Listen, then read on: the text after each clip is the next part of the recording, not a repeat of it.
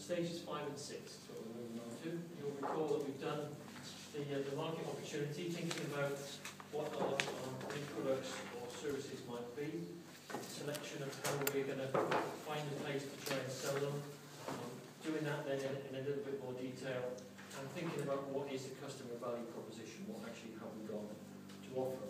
And as you'll know, we haven't done it with your own products or services, we've done it with this building. We did it by trying to imagine ourselves back at the beginning of this building, back in the days of the WDA, when they came up with this concept of techniums. So trying to think about what, where did it come from, what's it actually for, because in many ways it's not really a building, that's not its raison d'etre, it's a means of stimulating business formation and business into trading in the high-tech energy sector. Is for this one, but the Technium project worked in all different high-tech sectors across Wales. The concept that they came up with was very much a very high standard, high spec building up for rent. Most of the Techniums, of course, not being 100% successful. This is being very polite to them. So, thinking back to where we were at the beginning, thinking about the raison d'etre as to the way it is, but still following through the fact that we have actually built a building and we're trying to work out how we were going to sell that. Was it going to be, was it just going to be short-term lets? Was it going to be day lets? Was it going to be long-term leases? Was it going to be all-inclusive? All that sort of thing that we talked about. And then we talked about what sorts of businesses we might imagine to get in here. And you came up with various propositions. So what we're going to go on to now is actually trying to drill that down into something that's an awful lot more solid in terms of a marketing plan and some market testing. So within the sales and marketing plan, we've got essentially three main elements. One is how on earth we work out price, and on what basis do we work out price, and how on earth are we going to actually sell it? What is the process? And process, of course, for selling will vary enormously with different products and services. Whereas if we drill this down to a building, there are some fairly standard processes and techniques that people use. There's lots of people working in property lets who've sort of worked that out. And then sales projections. What is a reasonable expectation for letting over a period of time? Because if you're doing a plan, it's got to have some sort of timetable element to it. So let's have a look first at pricing model. And there's a couple of bits up on the slide. It's actually more complex and more comprehensive than that. And there are essentially three ways in which you can price something. Well, there's a fourth, but that's really silly. And that's just to ignore whatever the cost of production is and just hit it on the price. Because that can be less than the cost of production, and you've designed yourself a loss-making business. Not always a really good idea to do that. So essentially, you've got three models. One would be to work out your costs and add a margin to it, and that's the price. Simple as that. And if you did that with an iPhone, then it'll be out there for £9.99. So that's obviously not what Apple are doing with some of their products, because they cost very, very little to make. They may tell you you've got to insure it for 500 quid or whatever, but actually the cost of it coming in a container from China is pretty low. So cost plus a small margin will give you a particular price. The other is the market price, and that is what we're going to have to do at some point, is looking at what similar products are. So what is everybody else charging for something that is vaguely similar? And the other is to try and create yourself an entirely different price, a price that is your own, and that's very much the Apple way of doing it. So essentially it's market price plus is what I would call it. It's what can I get away with in this marketplace? How much can I add in terms of what appears to be added value, which may be genuine added value. And if you look at things like Apple's products, they are better than other people's, they are easier to use, they are more intuitive. Whether they're worth the extra margin that they charge you for is another matter that you might think about. But there, they've established themselves, a very strong brand, they've established themselves a place in the market, at the top of the market, and therefore they can charge that premium price. So you have three approaches, and one of the things we're going to get you when you're working groups again today is think about is where do you want to pitch yourself into that market, and that affects the way you're going to price things.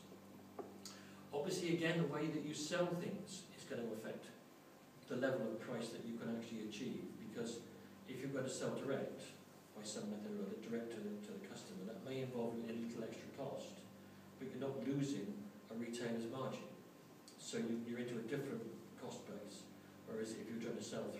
wholesalers and retailers, then clearly you've got to allow them to make margins for what they do.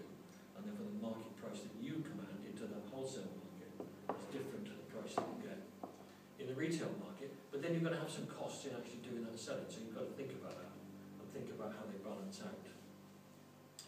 And then you've also got to think about how the market will react in terms of, will you get into a price war with somebody? If you set up a little grocery store next door to a Tesco Metro, you're probably going to find that all their prices drop until you die.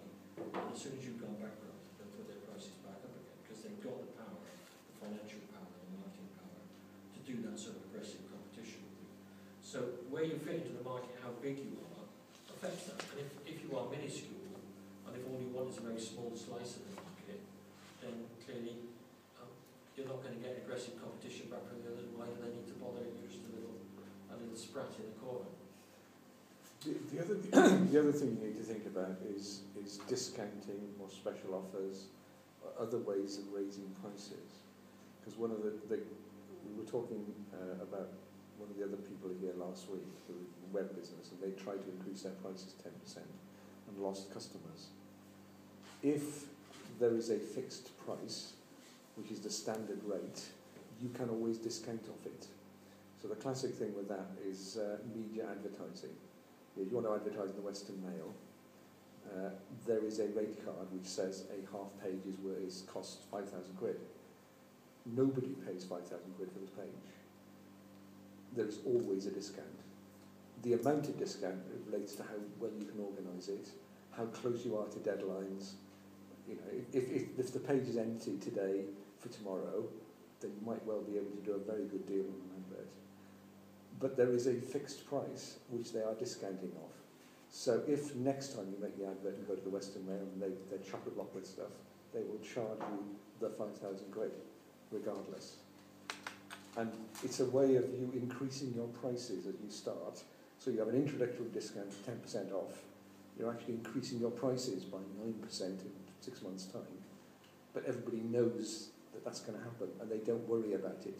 Whereas if it's 500 quid now, and it's 600 quid next time, that's the point at which they look for other competitors. But a discounted structure means that you've got flexibility, and you can decide, if you're selling a service, you were talking about a pest control thing, big house, lots of money, Mercedes on the drive, 500 quid for getting rid of the rats. Small council house, housing association house with a little thing, they're probably going to be able to score 50 quid. The price is 500 quid. I'll reduce to you 200 quid. Okay? You've still got to go back, of course, then and compare that against your cost of production. You have to know beforehand what the cost of doing it is. Yeah. So you're not costing, to get rid of the rats costs 200 quid. So that's your bare minimum price. No, it isn't. 250 quid is your bare minimum price, because at least you're getting 50 quid out of it. But you need to know what the cost of production is, so you don't discount too far. But that's the way of manipulating your margins. In consultancy term, I'm sure Linden does this. If you're doing work with the Welsh Government, they expect to pay 600 quid to consultants, or 1,000 quid to consultants. And if you're only charging 300 quid, you can't be a very good consultant. Regardless of what the quality of the work is or whatever, you've got to put your prices up, because they won't think then you're not credible as a consultant working for Welsh Government. That's why Deloitte's get away with it, or KPMG. I'm sure Linden gets away with it. No? And it changes. But that's the value. It's why you pay more for an Apple product, because the Apple is better. And then you get other things which make you want to go for the prestige product, like I am the sort of person who shops at John Lewis's, or the sort of person who shops at Marks and Spencer's, and not the sort of person who shops at Aldi or Lidl. I have a worth, so I am the sort of person who does this thing.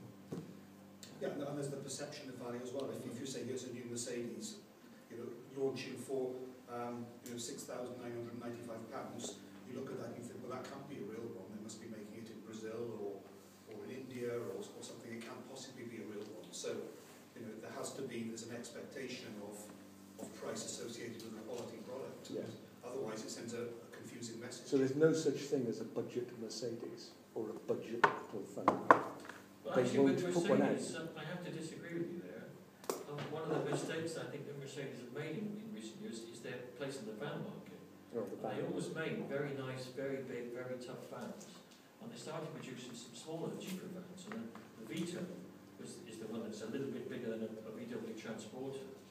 And I don't know what they make it out of, but it's certainly not good quality steel. So you'll see them with patches of rust all over them driving around. It's a real rust bucket. Yeah, but Mercedes had some quality problems anyway, didn't they, over a But few it years is, ago? you see rusty vehicles with Mercedes badges on, and then you start to wonder, is the van completely separate from the cars? They've survived that, Yeah. but it's been a definite weakness, a definite But threat the to- cars did the same. There's quite a few Mercedes from a certain era Yeah, that perhaps are not as good as. one's before and one's Yeah. after. Yeah. So you've got to be very careful about maintaining that quality, maintaining that position, and not launching something that sits alongside it that is actually cheap and ruins it. You've also got to think about where your market is, and one example I picked up here is that lovely Mr. Dyson, famous for his vacuum cleaner, but his original first real sort of product on the market was the ball barrel. I don't know if anyone's ever seen the ball barrel. It was an all plastic wheelbarrow with a ball instead of a wheel. Great idea in the sense that it steers very nicely around tight corners and it doesn't sink in the mud. So it's ideal for selling to the trade, really. But A, it wasn't big enough. In the trade, building trade, they want a bigger barrow.